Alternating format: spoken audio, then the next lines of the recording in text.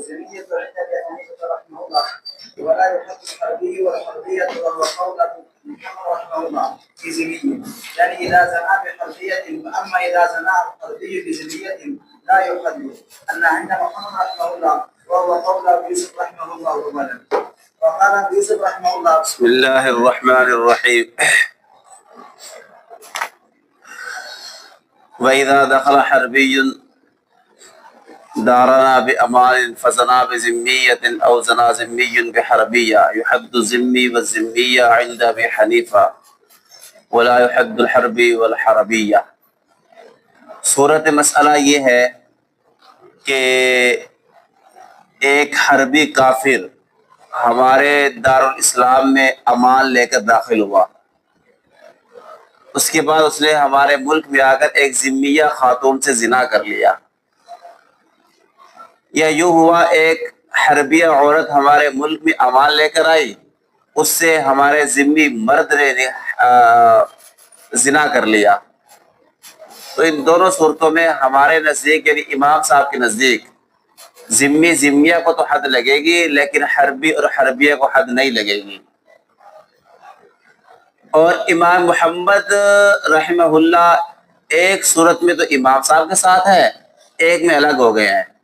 وہ کہتے ہیں کہ جب وہاں سے کیا کہتے ہیں حربیہ امان لے کر آئی اور یہاں ذمی نے اسے زنا کر لیا، تب تو امام صاحب جیسا مسئلہ اختیار کرتے ہیں کہ ذمی کو حد لگے گی لیکن حربیہ کو حد نہیں لگے گی. لیکن اگر حربی امان لے کر آیا اور اس نے آ کر ذمیہ سے زنا کر لیا تو اس صورت میں امام محمد رحمہ اللہ کے نزدیک نہ کیا کہتے ہیں نہ حربی کو حد لگے گی نہ ذمیہ کو حد لگے گی. ٹھیک ہے. اور امام ابو یوسف رحمہ اللہ کا مسئلہ یہ ہے کہ تمام صورتوں میں ذمی ذمیہ حربی حربیہ دونوں کو ہر حال میں حد لگے گی. ٹھیک ہے. امام ابو یوسف رحمہ اللہ کی دلیل یہ ہے کہ وہ کہتے ہیں دیکھو جب وہ امان لے کر حربی ہمارے ملک میں آیا ہے تو گویا کہ اس نے ہمارے ملک میں رہ کر ہمارے احکامات کے انتظام کر لیا ہے. تو جیسے ذمی ہمارے معاملات دینی معاملات میں احکام کا مکلف ہوتا ہے کیونکہ اس نے عمر بھر یہاں رہنے کا انتظام کیا ہوتا ہے، تو یہ بھی تو یہاں رہنے کے لیے آیا، بھلے کچھ وقت کے لیے آیا ہے، جتنے وقت کے لیے آیا ہے اتنے وقت کے لیے تو ہمارے احکامات مکلف ہوگا. یہی تو وجہ ہے کہ حربی کو حد قذف لگتی ہے، قصاص لیا جاتا ہے. تو لہٰذا جب ان صورتوں میں ہمارے احکام مکلف ہے تو ان صورتوں میں جب زنا ہوا تب بھی یہ احکام کیا ہوگا؟ مکلف ہوگا. ہاں حد شرب اس کو نہیں لگتی ہے مستامن کو، کیونکہ ان کے عقیدے میں شراب حلال ہے. سمجھ آگے بات. ولاہما سے طرفین کی دلیل وہ کہتے ہیں دیکھو یہ جو دارالحرب سے دارالاسلام میں آیا ہے، یہ دارالاسلام میں ایک مقصد کے لیے آیا ہے، ضرورت تجارت کی وجہ سے آیا ہے. تو ایک ضرورت اور مقصد کی وجہ سے آنے سے یہ ہمارے دارالاسلام کا اہل شمار نہیں ہوگا. یہی تو وجہ ہے جب چاہے جانا جا سکتا ہے. یہی تو وجہ ہے کہ ہمارے دارالاسلام کا باشندہ نہیں شمار ہوگا اگر اس کو ذمی قتل کر ڈالے، اس کو مسلمان قتل کر دے یا ذمی قتل کر دے تو بدلے میں مسلمان یا ذمی قتل نہیں کیا جائے گا بلکہ صرف دیت دلوائی جائے گی. یہ باتیں بتا رہی ہے کہ یہ ہمارے دارالاسلام کا باشندہ شمار نہیں ہو رہا. ہاں اس نے کچھ چیزوں میں یہاں ہمارے دارالاسلام کے قوانین فالو کیے ہیں، وہ ہے تجارت. اپنے مال کو بچانا چاہتا ہے اور اس لیے اس نے مال کی حد تک تو ہمارے احکام کا انتظام کیا ہے جو کہ حقوق العباد تعلق رکھتے ہیں، لیکن دیگر حقوق میں اس نے ہمارے دارالاسلام کے احکام کو فالو کرنے کا انتظام نہیں کیا ہوا. چونکہ اس نے حقوق العباد کو فالو کیا یہاں پر آ کر، تو جو چیزیں حقوق العباد تعلق رکھے گی ان کے اندر جو ہے اس پر احکام لاگو ہو گئے. اب یہ قصاص کا معاملہ ہو یا حد قذف کا معاملہ، یہ سب حقوق العباد ہے. جیسے تجارت حقوق العباد تعلق رکھتی ہے اس کا اس نے التزام کر لیا، اس کے ساتھ ساتھ تابع ہوتے ہوئے قصاص اور حد قذف کا بھی اس کو التزام اب کرنا پڑے گا، کیونکہ اس نے حقوق العباد کے التزام خود کر لیا اگر تجارت کے مد میں، اس لیے یہ بھی ساتھ اٹیچ ہو جائیں گے۔ اور باقی زنا جو حق شرع ہے، جو حدود اللہ ہے، حقوق اللہ میں سے، حقوق العباد میں سے نہیں ہے، اس لیے حد زنا وغیرہ میں یہ مکلف نہیں ہے، اور نہ اس نے التزام کیا ہے، اس لیے اس کو زنا کی حد نہیں لگے گی۔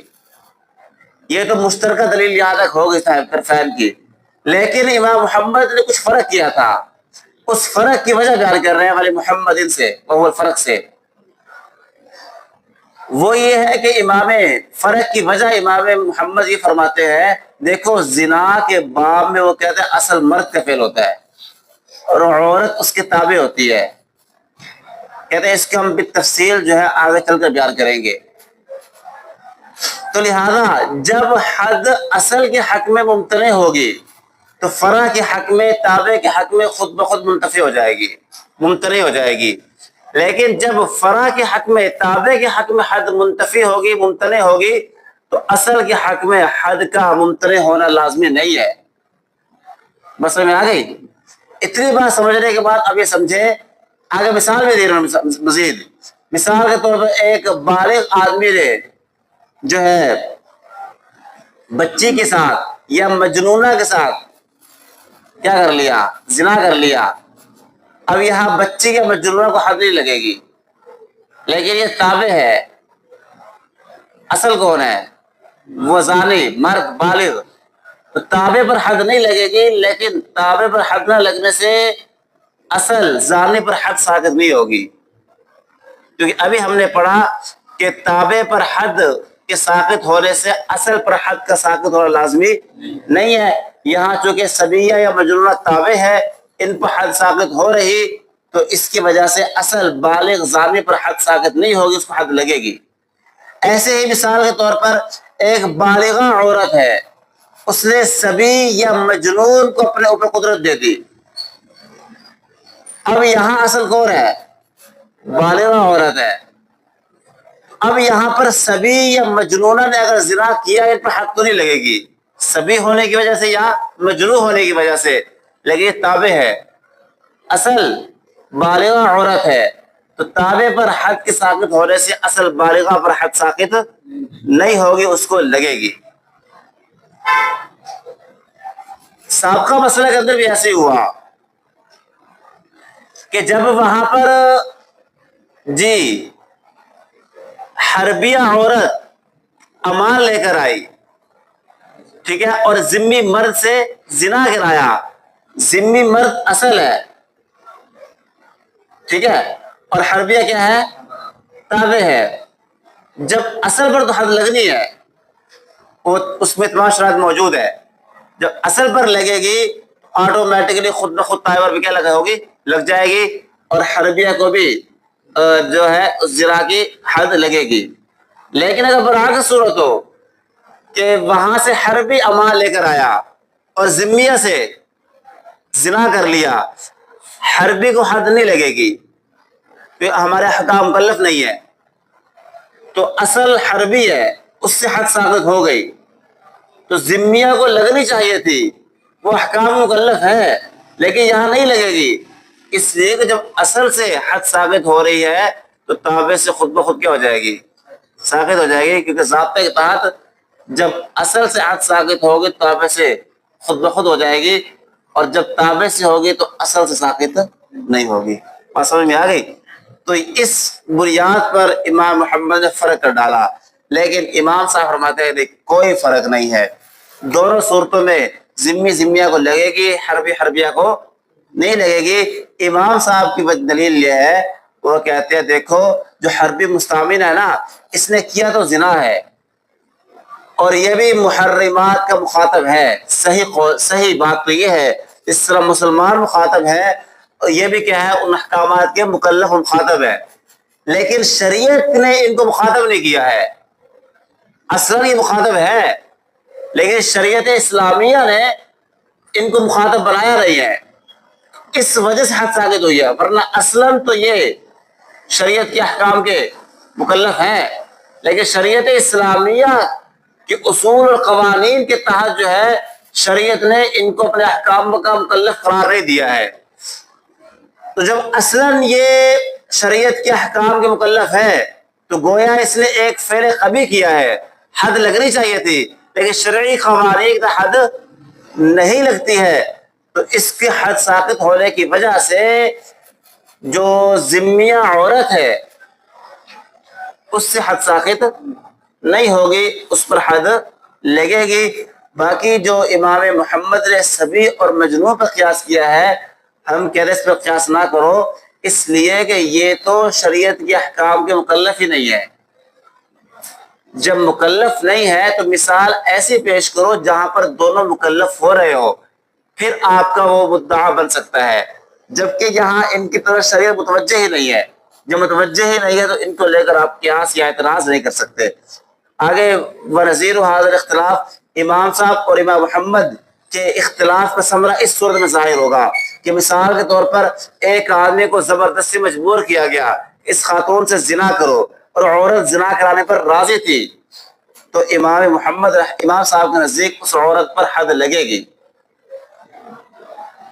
مرد پر تو نہیں لگے گی، وہ تو مجبور کیا گیا ہے، عورت پر لگے گی کہ اس نے رضامندی سے کرایا ہے اور احکام شرعی مکلف بھی ہے. لیکن امام محمد رحمہ اللہ کا ذکر نہیں لگے گی. کیوں؟ اس لیے کہ جب اصل پر حد ثابت ہو گئی تو عورت تو تابع ہے، اس پر تابع ہونے کی وجہ سے حد نہیں لگے گی. قال وَإِذَا زَنَا الصَّبِيُّ أَوِ الْمَجْنُونُ، صورت مسئلہ یہ ہے کہ ایک بچے یا مجنون نے زنا کیا ایک عورت کے ساتھ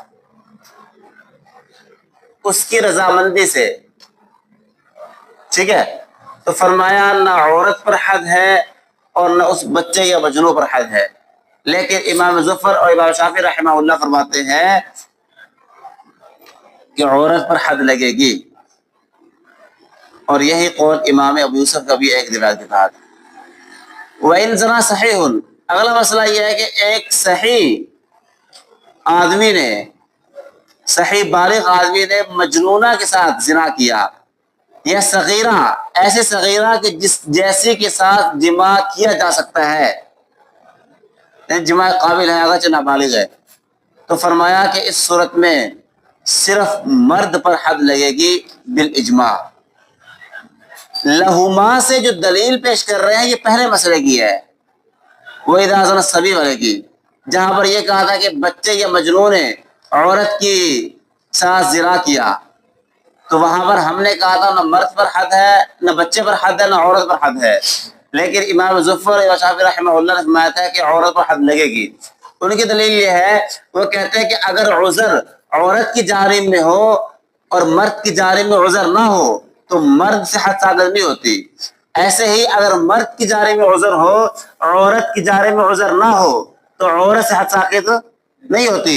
یہاں مردوں کی جانب عذر ہے لیکن عورت کی جانب کوئی عذر نہیں ہے، اس لیے مرد سے ساقط ہوگی، عورت سے ساقط نہیں ہوگی، اس کو حد لگے گی، کیونکہ ہر ایک اپنے فعل کا مکلف ہے، اپنے کی سزا پاتا ہے. ولناس ہم احناف کی دلیل، ہم احناف یہ فرماتے ہیں کہ یہاں پر نہ مرد پر حد، نہ بچے پر حد ہے جس نے زنا کیا، نہ عورت پر حد ہے. ہماری دلیل یہ ہے، دیکھو جو زنا کا فعل ہے نا، یہ اصل میں متحقق ہوتا ہے مرد سے، وہی اس فعل کو کرتا ہے. یہی تو وجہ ہے مرد کو واقع اور زانی کہا جاتا ہے، عورت کو متوع اور مزنیہ کہا جاتا ہے.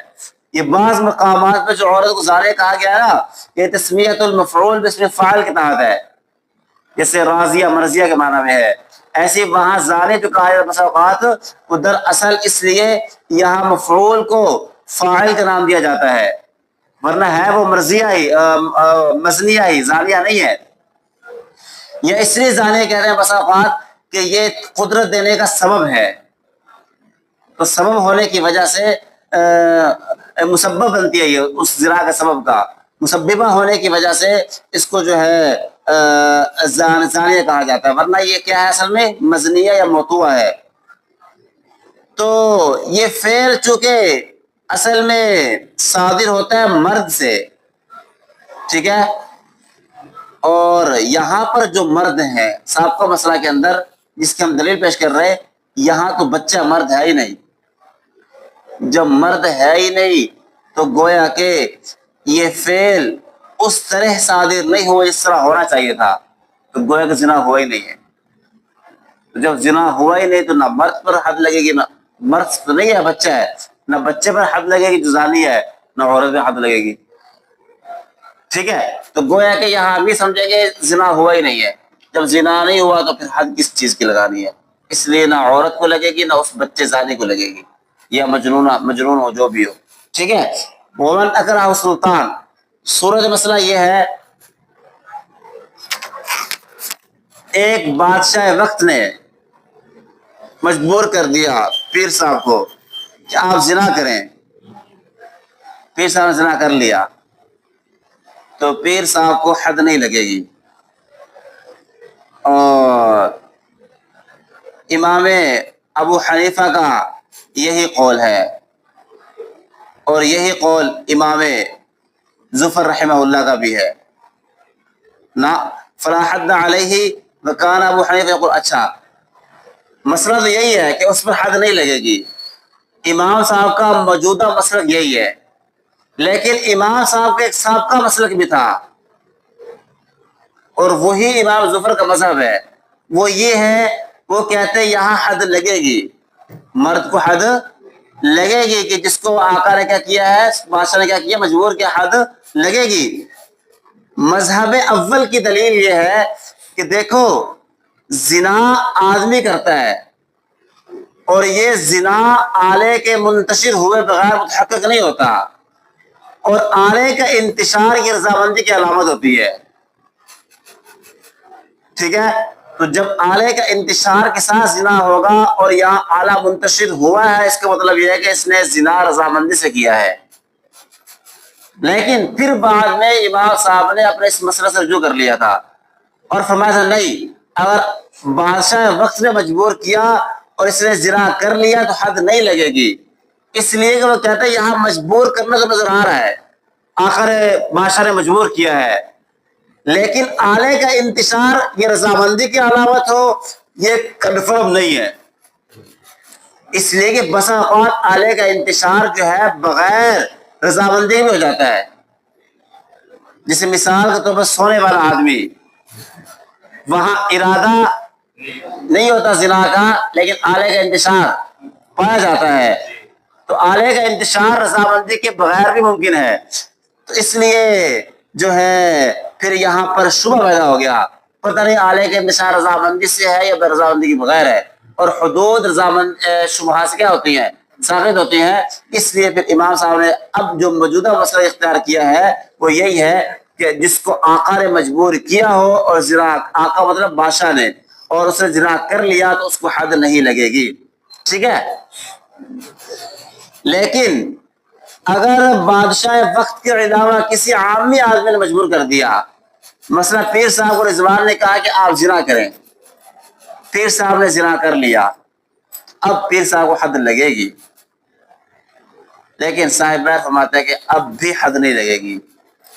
صاحبین کی دلیل یہ ہے، وہ کہتے ہیں دیکھو جیسے بادشاہ کی طرف سے اقرار ممکن ہوتا ہے، اس طرح غیر بادشاہ کی طرف سے بھی اقرار ممکن ہے، کیونکہ اقرار کا مطلب ہوتا ہے کہ ایسا مجبور کرنا کہ ہلاکت خوف ہو جائے، اور یہ کام غیر بادشاہ بھی کر سکتا ہے. کہ غنڈہ گردی کرنے والے لوگ جو ہوتے ہیں بدماش قسم کے، مجبور کر سکتے گن پوائنٹ پر زنا کرو، پھر ہلاکت خوف تو یہاں پر بھی ہے. اس لیے وہ کہتے ہیں کہ اگر غیر بادشاہ بھی ایسا کام کرے اور وہ زنا کر لے تو اس کو حد نہیں لگے گی. لیکن امام صاحب فرماتے ہیں نہیں، بادشاہ وقت کے علاوہ جو لوگ ہیں نا، ان کے اقرار کو دفع کرنا ممکن ہے کہ فوراً بادشاہ وقت کی طرف پیغام بھیجے کہ مجھے یہ مجبور کر رہے ہیں، یا مسلمانوں کے ایک جماعت ایک لشکر لے کر آئے اور ان کو خلاف دھوا بول دے، یا یہ نہ بھی کرے خود اسلحہ اپنے پاس موجود ہو، اپنے اسلحے کے بنیاد پر ان کو اپنے آپ سے دور کر لے. تو یہ صورتیں ممکن ہے. تو جب یہ صورتیں ممکن ہے تو لہٰذا اس اقرار کو حقیقی اقرار شمار نہیں کیا جائے گا. یہ کم ہوتا ہے کہ آدمی ان چیزوں پر اچانک قادر نہ ہو سکے، اور کم ہونا نادر ہے اور نادر پر احکام کا دار و مدار نہیں ہوتا.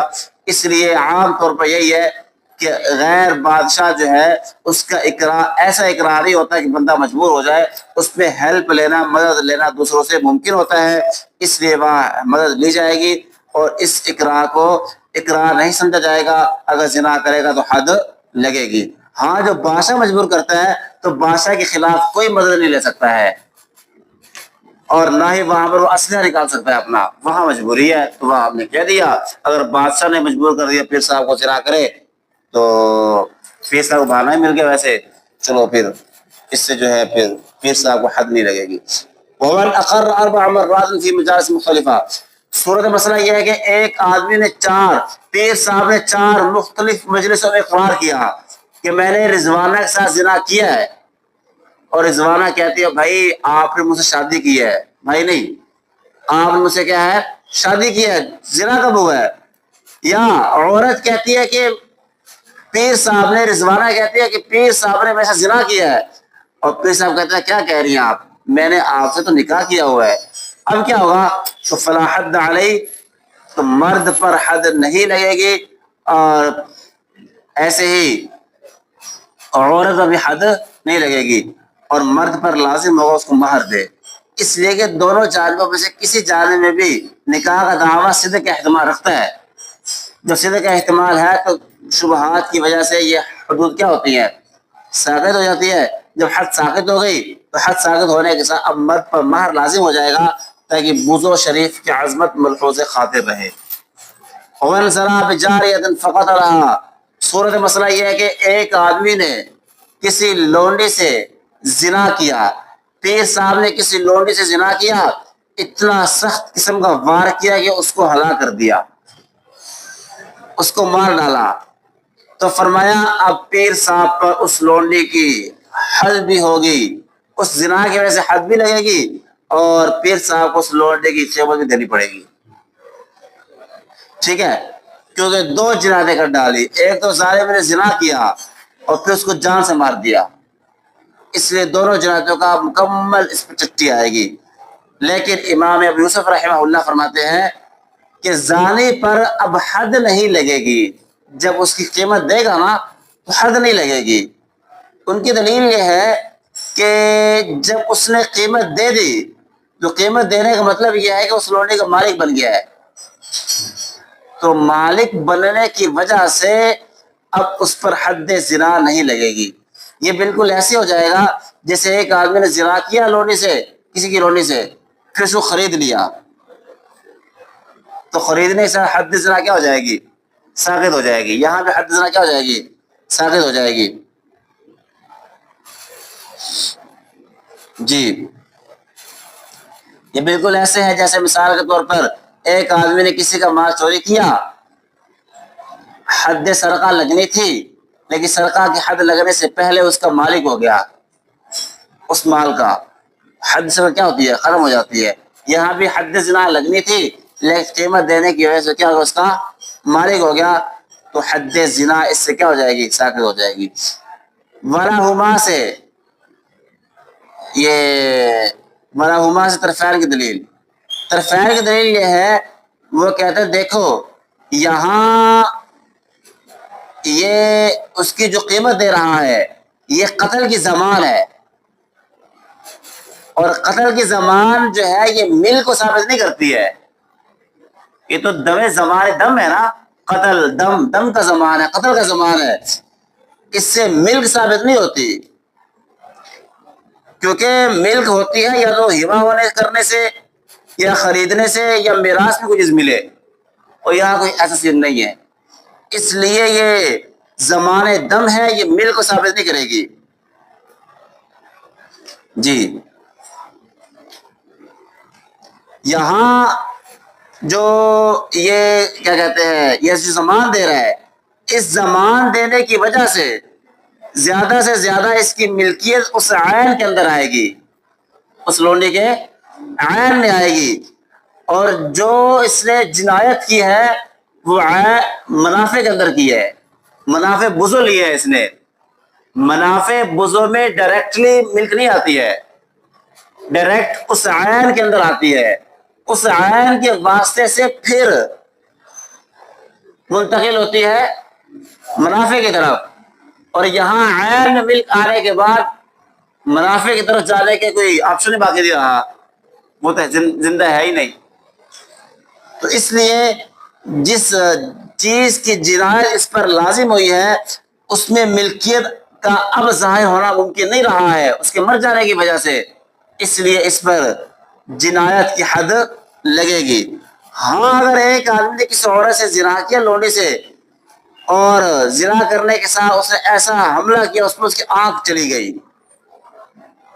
تو اب آنکھ جانے کی وجہ سے آنکھ کی قیمت لازم ہوگی پیر صاحب پر، لیکن جو ہی قیمت دے گا حد ثابت ہو جائے گی، اس لیے کہ یہاں آنکھ میں اس کی ملکیت آ گئی، آنکھ میں ملک آنے کی وجہ سے اب یہ ملکیت باقی تمام جسم کی طرف متوجہ ہو سکتی ہے، اور وہ زندہ ہے اس وقت۔